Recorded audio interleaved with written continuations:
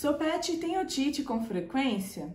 Se esse é o seu caso, o episódio de hoje é para você, porque hoje eu vou falar tudo sobre otite, desde as otites mais simples até as mais complexas. Mas antes de continuar assistindo esse episódio, corra e se inscreva no canal. Assim você vai garantir receber o meu conteúdo em primeira mão e também vai fazer com que ele seja entregue para mais pessoas. Bom, nós temos 3 tipos de otite. Nós temos otite externa, otite média e otite interna. A otite externa é a mais simples de se tratar e é a mais frequente também. Mas quando ela não é tratada de forma correta ou não é até mesmo tratado com o medicamento correto, esse tratamento ele vai se tornar ineficaz e a gente pode evoluir para uma otite média e até chegar numa otite interna. Na otite externa, eu vou ter o acometimento somente da porção anterior ao tímpano, então da parte mais externa até no máximo próximo ao tímpano. A otite média, eu já tenho uma perfuração desse tímpano,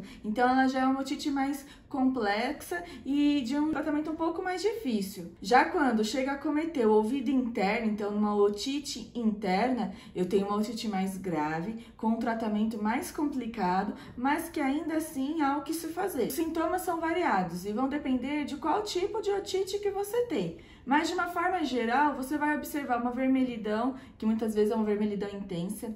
Você vai observar uma coceira, odor forte, então um cheiro bem ruim, apatia, o animal pode ficar mais quietinho, um sacudir de cabeça, um pendular da cabeça, então ele fica com a cabecinha pendurada, principalmente para o lado que a otite está pior, caso seja nos dois lados, ou até mesmo esse pendular pode ser feito para os dois lados se ele estiver com a otite intensa, uma otite grave, nos dois ouvidos. Mas além disso, você também pode observar algum ferimento ali na parte mais externa, pode observar um acúmulo de secreção e até mesmo um acúmulo de cerume. Todos esses sinais são indícios de que a gente pode ter uma otite ali nesse animal e se você perceber algum desses sinais, não espere agravar, porque o tratamento de tudo, quando a gente é feito logo no início, a gente diagnostica logo no início, inicia o tratamento logo no início, ele é muito mais barato, ele é muito mais simples do que se você deixar a coisa evoluir e piorar. As causas são variadas, nós podemos ter uma otite por uma inflamação simples, então de repente esse animal é um animal alérgico, ele está com a pele inflamada, dentro do ouvido a gente também tem pele, então se a pele do animal, do corpinho dele está inflamada, muito provavelmente esse ouvido também vai ficar inflamado, também vai ter uma otite. Mas nesse caso é uma otite mais simples de se resolver, quando é tratada desde o início. Mas também a gente pode ter a presença de pólipos, que são bolinhas, como se fossem umas verrugas. Não são exatamente umas verrugas, mas são umas bolinhas que ficam lá dentro do conduto que acabam causando essa inflamação. Nós podemos ter neoplasias, nós podemos ter presença de parasitas. Então, em gatos, por exemplo, é muito comum a presença de ácaros gerar otite nesse animal. Nós podemos ter um animal que seja acometido com alguma doença, independente se seja gato ou cachorro, com alguma doença que cause uma imunossupressão. Então, deixe o sistema imunológico desse animal mais debilitado e esse sistema imune mais debilitado vai facilitar o surgimento de uma otite e muitas vezes uma otite séria. Mas também é possível ter otite causada por malformação e até mesmo um corpo estranho. Então, às vezes a gente nem percebe, nem se dá conta, mas entrou algum objeto ali naquele ouvido e esse objeto é o causador dessa otite. A otite pode acontecer em qualquer animal, mas animais que possuem a orelha caída e animais que são peludos possuem uma predisposição um pouco maior, porque nesses casos a orelha fica abafada, não respira. E aí se torna um ambiente super propício para a proliferação bacteriana e fúngica. O diagnóstico, ele vai depender se é a primeira vez que acontece essa otite, se de repente já aconteceu, você já tratou, como que foi esse tratamento, qual medicamento você utilizou, qual a duração que você fez. Vai depender também de como no exame físico esse veterinário consegue visualizar esse ouvido e qual que é a impressão que ele tem ali desse ouvido na parte mais externa. De acordo com todo esse histórico e com esse exame físico, ele pode, dependendo da situação, exigir uma cultura, que é quando a gente coleta o material, leva para o laboratório e aí o laboratório consegue ver se de repente tem uma bactéria crescendo ali.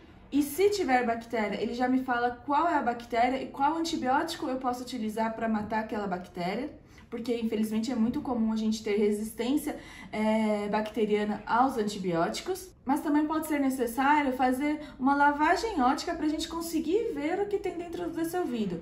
Então, animais que possuem muita secreção, seja por cerúmen ou outro tipo de secreção, não dá para se ver ali com facilidade o que tem nesse ouvido e o que está causando essa otite. Nesse caso, a gente precisa anestesiar o animal e fazer uma lavagem lá dentro do ouvido dele para conseguir ver melhor o que tem e fazer um diagnóstico correto. Em alguns casos mais complexos, pode ser necessário até mesmo fazer uma otoendoscopia, que é como uma endoscopia que a gente faz, só que do ouvido. Então, com o animal anestesiado, é lógico, é colocada uma câmera lá dentro do ouvido dele e aí a gente consegue ver o que está realmente acontecendo neste ouvido. Feito o diagnóstico corretamente, nós vamos então dar início ao tratamento. E aí é uma parte assim que eu diria que é problemática.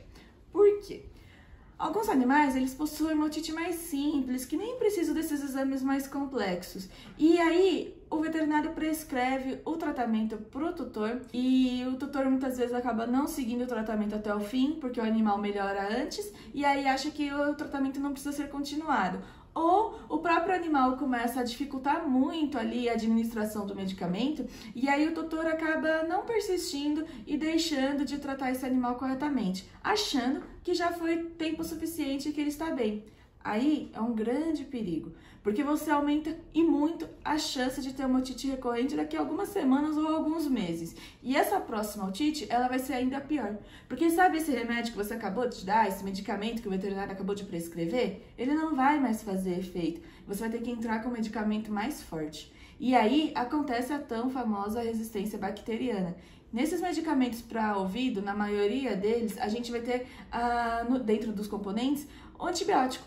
E aí, esse antibiótico, se eu dou de forma desnecessária, então se não é uma otite bacteriana e eu dou um antibiótico para ele, eu vou causar um aumento da possibilidade de ter uma resistência. E aí essa resistência é um problema gigantesco de saúde, e nem só na veterinária, na medicina humana também, porque a gente tem uma quantidade de medicamentos limitada.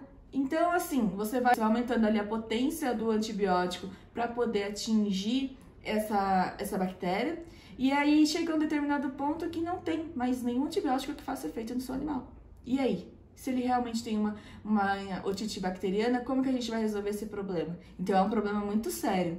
Então, sempre que o seu veterinário prescrever um tratamento para otite, seja para cão ou para gato, siga corretamente os horários, siga corretamente a quantidade de dias que ele prescreveu, para não correr o risco de causar uma otite recorrente por sua culpa. Então, faça o tratamento certinho. Já nos casos que são mais complexos, então, nesses casos que eu falei que precisam de alguns exames mais complexos, nos casos que o tratamento convencional não vai ser suficiente, a gente pode ter a necessidade de fazer uma cirurgia. Casos de pólipos ou até mesmo uma neoplasia que seja pendicular, ou seja, penduradinha, lá dentro do ouvido, no momento que o veterinário fazer a otoendoscopia, ele já consegue cauterizar e remover ali esse agente causador da otite. Mas, quando isso não é possível, pode ser necessário fazer uma cirurgia mesmo e, em alguns casos, até mesmo remover toda a orelha desse animal, todo o conduto auditivo dele, a gente chama de ablação isso. E assim, é algo que muitas vezes só é feito porque lá atrás, lá no início, quando tudo começou, não foi diagnosticado no início, não foi tratado corretamente, e aí a gente acaba tendo uma evolução para esses casos. É claro que isso não é sempre, né? Vão ter alguns casos que, por mais que você faça tudo certinho, ainda assim pode ser necessário uma ablação, mas muitas vezes é evitável. Então, é sempre importante que quando o seu animal apresentar algum sinal de otite, eu reforço, não espere, leve para o veterinário da sua confiança para que ele já feche esse diagnóstico e trate. E aí, quando eu falo de fechar diagnóstico, eu preciso da sua colaboração também. Porque, é claro, sempre que a gente fala de fazer exames, a gente fala de custo. E esses custos são, assim, muitas vezes inevitáveis e a gente precisa ter para poder fechar o diagnóstico. Eu brinco assim, veterinário não tem como adivinhar, ele não tem uma bola de cristal. Então, dependendo da situação, o exame vai ser imprescindível. E aí, se você não faz esses exames, a gente corre o risco de fazer um tratamento ineficiente e até mesmo complicar mais ainda a situação do animal. Então, pense nisso também, tá? Bom, é isso. Eu espero que eu tenha ajudado vocês a esclarecer algumas dúvidas sobre a otite. Caso tenha ficado alguma dúvida, pode me deixar aqui nos comentários, pode me mandar direct, que eu estarei pronta para responder. E não se esqueça, de ativar o sininho e se inscrever no canal para receber meu conteúdo em primeira mão e ajudar a espalhar essa informação para mais pessoas. Até semana que vem, até o próximo episódio. Tchau!